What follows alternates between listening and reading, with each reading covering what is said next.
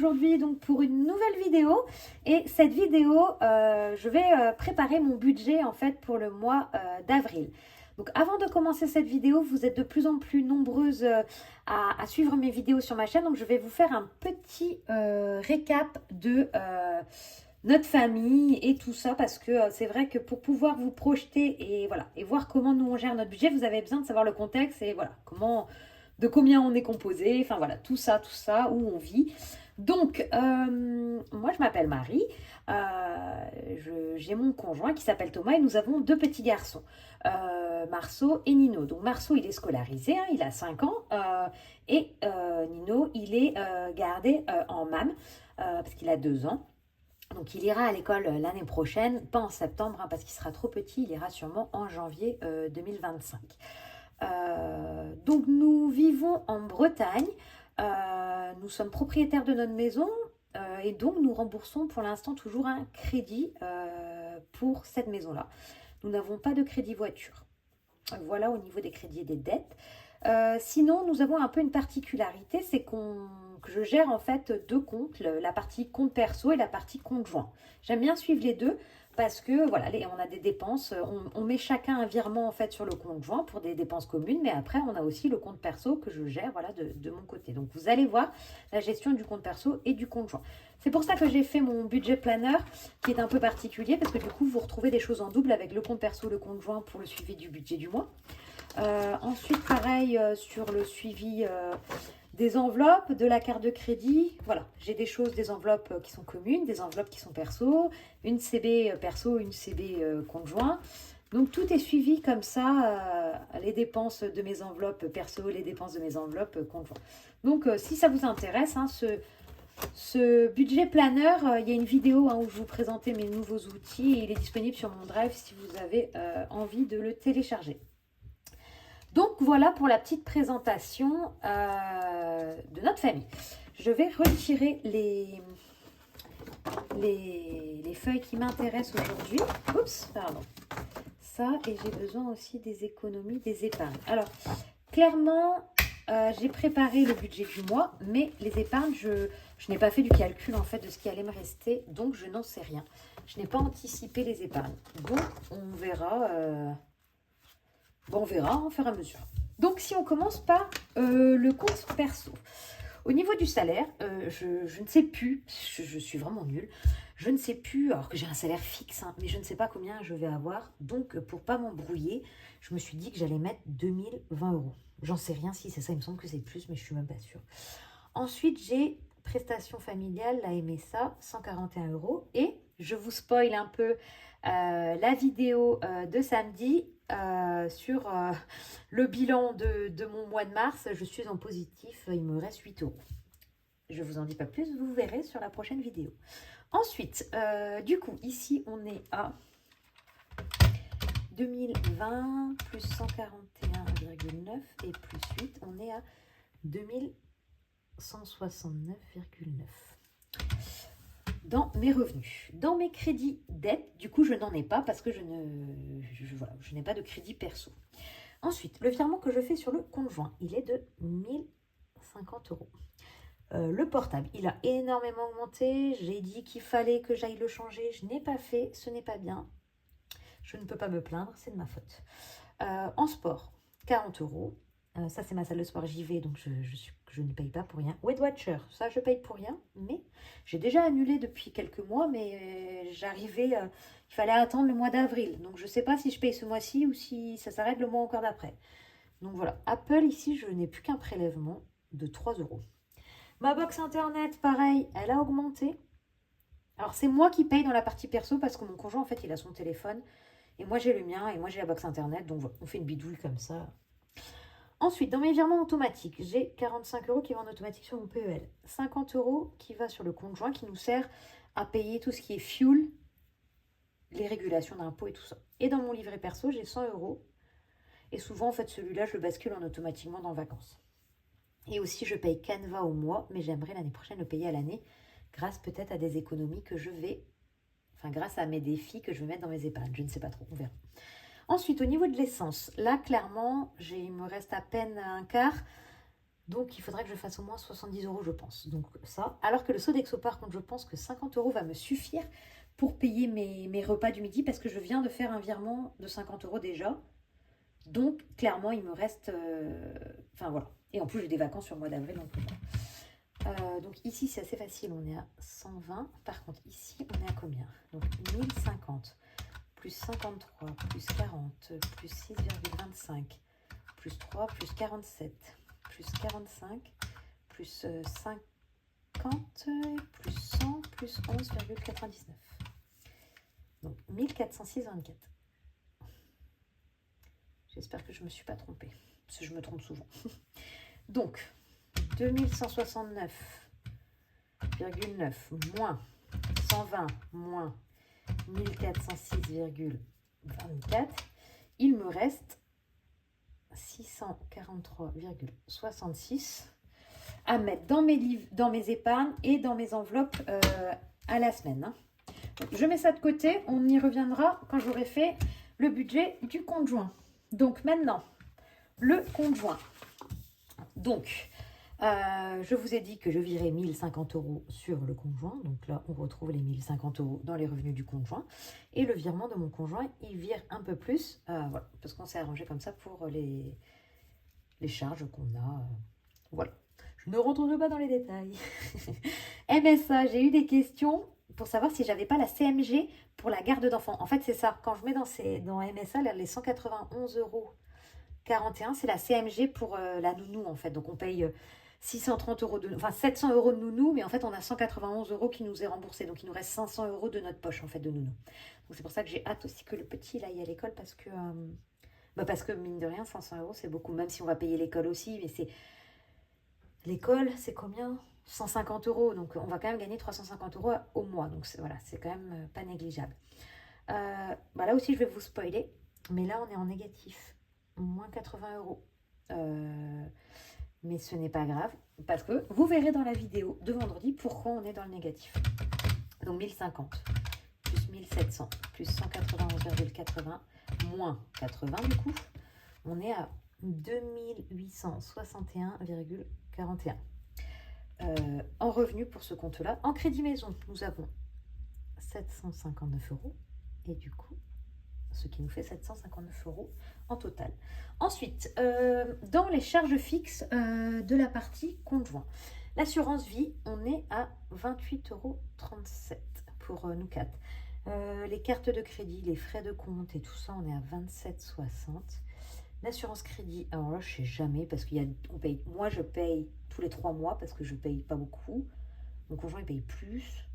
Donc, c'est jamais pareil. Je mets 20 euros, on verra bien.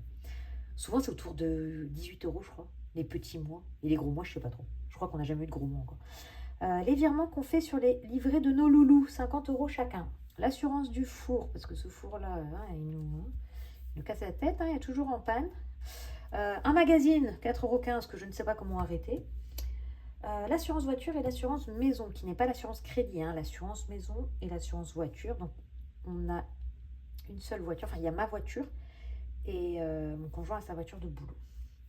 L'eau, 49 euros. Les impôts, donc ça, c'est la taxe foncière qu'on a mensualisée, 143 euros, qu'on paye du coup sur 10 mois. EDF, 140 euros. Et autre, en fait, c'est Amazon Prime, c'est 7 euros, je crois. Ensuite, dans les charges variables, donc l'école, comme je vous disais, je vais augmenter un petit peu parce que je mettais toujours 120 euros et en fait, Marceau va de plus en plus à la garderie, donc je vais mettre 150, on verra bien. Les couches, pas besoin de couches. La MAM, 630 plus 70 et la garderie, normalement, ce mois-ci, je n'aurai pas besoin. Vous allez justement voir pourquoi on est à moins 80. C'est à cause de cette histoire, une histoire de garderie. Alors, 28,37 plus 27,6 plus 20 plus 50 plus 50 plus 9,49 plus 4,15 76,91 49 143 140 plus 7 587 52. Et bien sûrement, si la calculatrice le dit. Et là, 150 plus 630 plus 70, 850. Je pense que là, on aura mieux estimé. Mais bon. Ensuite, combien il nous reste? 2861,41 moins 759 moins 587,52 et moins 850, 664,89, sachant qu'il y a mes enveloppes à remplir. Hop. Est-ce que vous voyez si je mets ça là? Pas mal. Et bien pas du tout, parce que vous avez besoin de voir ce qu'il y a derrière. Bon, c'est pas grave. Je n'ai pas changé ici, je n'ai pas effacé, parce que clairement, on va retrouver exactement la même chose que toutes les semaines, vu qu'on est encore sur un mois à 4 semaines. Donc, en alimentation, je reste sur 100 € par semaine que je retire à la semaine. Donc, on est à 400 €. Sur la partie conjoint, je mets aussi 20 € au mois sur 20 € à la ferme, 20 € hygiène, 20 € santé, 20 € dans autres, ce qui fait 80 €. Donc, les 400 plus les 80 €, il faut que je retire 480 € du conjoint. Donc, reste sur le conjoint 600, conjoint du coup c'est ici, 664,89 moins 480. Il reste 184. Donc là, clairement, si je fais comme le mois dernier, à dépenser 250 € de carte de crédit, ça ne passera pas du tout. Donc là, clairement, il faut que je fasse attention. Je ne vais pas dépenser en carte de crédit. Parce que l'argent du conjoint, je ne le mets pas en épargne.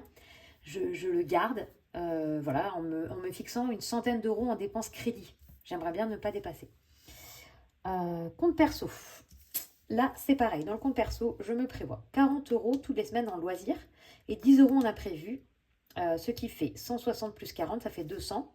200 € d'enveloppe pour la partie hebdo. Et après, en soins, j'ai mes ongles, 60 €.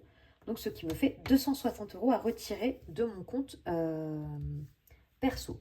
Donc, ce qui fait 643,66 moins 260. Il reste 383,66. Sachant que là, les 383, par contre, je vais mettre en épargne. Et c'est ça que je n'ai pas du tout anticipé. Clairement, le mois dernier, j'ai fait 100 € de carte de crédit. 100 € de carte de crédit. Et là, je pense que je ne vais pas pouvoir mettre 300 €. C'est un peu risqué. Je vais peut-être placer que 250 € en épargne. On va voir. Je pars du coup. Je ramasse mon détail ici. Je pars avec 250 €. Je vais voir comment je classe ça dans mes différentes épargnes. Et voilà. Sachant que je vais prendre mon détail ici. Parce qu'autrement, je ne vais pas savoir où j'en suis. Noël, je suis à 70. Donc Noël, je vais essayer de mettre 20. Anniversaire, j'aimerais bien mettre 30. Donc j'enlève déjà 50. Oh là là. La crémaillère, je suis à 50. J'aimerais bien mettre 20. Moins 20. L'anniversaire de ma maman, j'aimerais bien mettre 20. Moins 20. Marceau et Nino, j'ai pas besoin. Donc là, je suis à 2, 50, 90 ici. Clairement. Ah là là, c'est compliqué. Donc, fonds d'urgence, j'ai rien besoin de mettre parce que je suis à 1000 €. Stock, ce n'est pas grave si j'y arrive pas. Voiture. Alors, attendez, je vais dans l'ordre parce que mariage de Titou, il me reste 140 €. Sachant que je pense que 140 €, c'est le montant que je vais devoir payer pour le reste de l'EVJ, au moins. Sachant qu'après, il me reste les chaussures, le coiffeur et toutes les dépenses pour y aller. Mais c'est août, hein, c'est août. Allez, est-ce que si je mets 50 € ici, il me reste 110. Voiture, j'aimerais bien mettre 20. 20. Clairement, multimédia, c'est pas ma priorité. Hein. Week-end, j'aimerais bien mettre 20. Perso, j'aimerais bien mettre 20. Vacances, 30. Soins beauté, 10. Et maison, 10. Sachant que maison, ça m'embête parce que maison, c'est du virtuel. Sachant que vacances, j'ai... Ah oui, bah c'est ça. Je vais mettre 10 € 10 € du virtuel. Alors, vous savez ce que je vais écrire?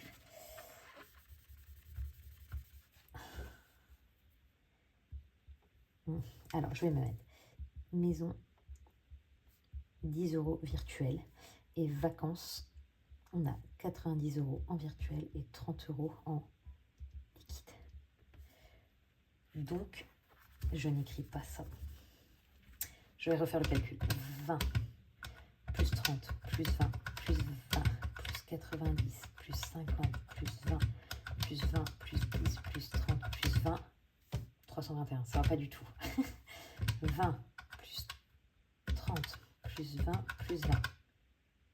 Allez, je suis con. 90, c'est le premier. 50 plus 20 plus 20 plus 10 plus 30 plus 10. 230. Donc là, il y a un truc qui va pas. 70. Là, on est à 100. Et là, on est à 50.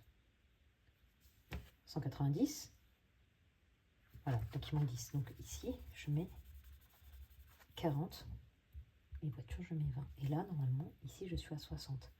Donc, 100 plus 90 plus 60, 250. On est OK. Et donc, ici, voilà. Et ça, c'est mais comment je fixe mon virtuel? Voilà. Donc, si je vous fais un petit récap, je vais enlever mes bilans parce que ça me perturbe, mes bilans. Tac. Voilà.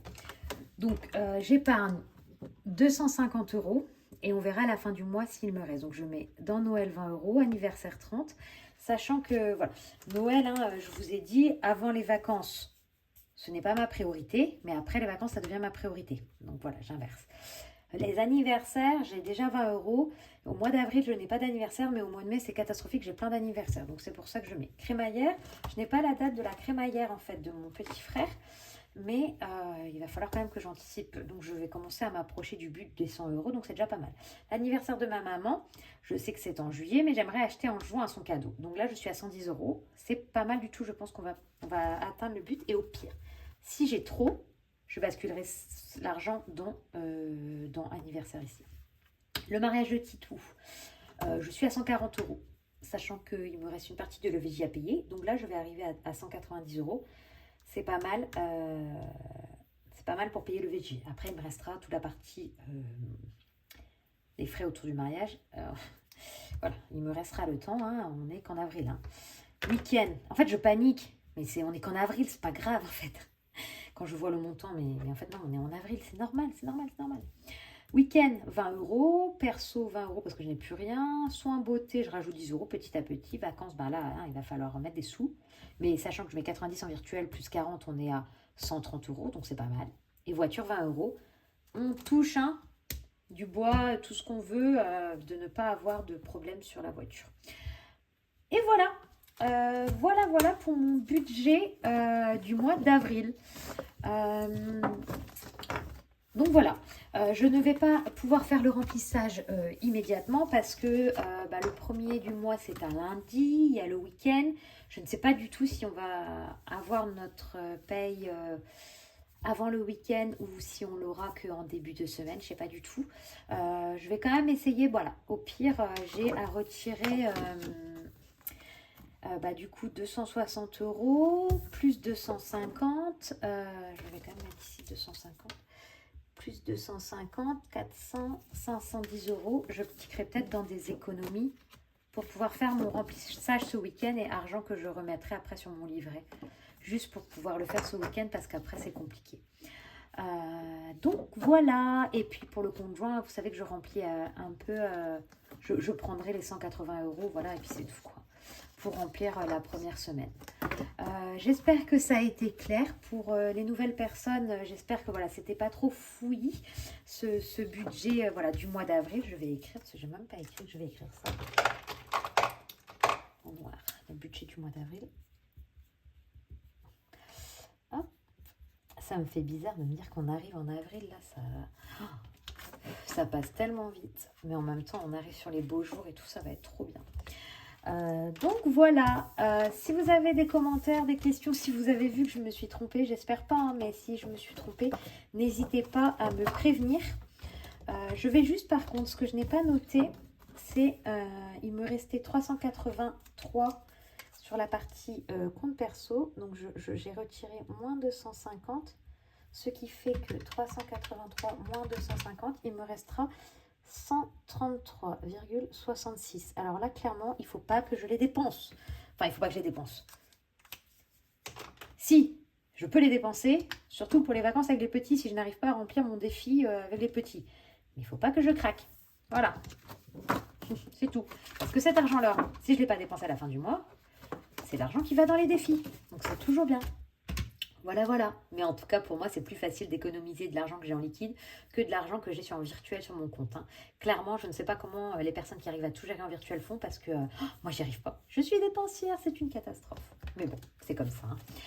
Hein. Sur ce, je vais vous laisser hein, parce que je blablate et je ne voudrais pas que cette vidéo dure trop longtemps parce que c'est simplement la vidéo du budget du mois. Voilà. Je vous dis du coup à samedi pour la vidéo du bilan de mars, hein, en fait, avec la dernière semaine de mars.